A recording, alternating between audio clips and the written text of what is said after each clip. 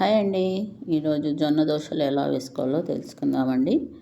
1 cup మినప్పప్పు, 3 కప్పులు జొన్నలు బాగా శుభ్రంగా 2-3 సార్లు కడుక్కొని 8 గంటల పాటు నానబెట్టుకోవాలండి. నానబెట్టుకున్న తర్వాత మిక్సీ జార్లో వేసి మిక్సీ చేసుకొని రాత్రంతా మరి ఫర్మెంటేషన్ వదిలేయాలండి. ఫర్మెంట్ అయిన తర్వాత ఈ యొక్క పిండితో దోశలు వేసుకోవాలండి. చాలా రుచిగా ఉంటుంది.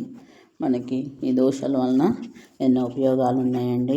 జొన్నల్లో ఉండే ప్రోటీన్లు, కార్బోహైడ్రేట్లు, ఇనుము, కాల్షియము, బి విటమిన్లు, ఫోలిక్ యాసిడ్ సమృద్ధిగా ఉన్నాయండి. ఇవి మన గుండెకు ఆరోగ్యాన్ని చేకూరుస్తుంది, డయాబెటీస్ నియంత్రిస్తుంది, ఫైబరు జీర్ణక్రియకు ఉపయోగపడుతుందండి, ఎముకల్ని స్ట్రాంగ్గా చేస్తుంది, క్యాన్సర్ నివారిస్తుందండి.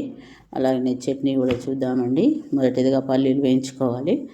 వేగిన తర్వాత ఎండుమిరపకాయలు, జీలకర్ర, టమాటా వేసి కరివేపాకు వేసి వేయించుకోవాలండి.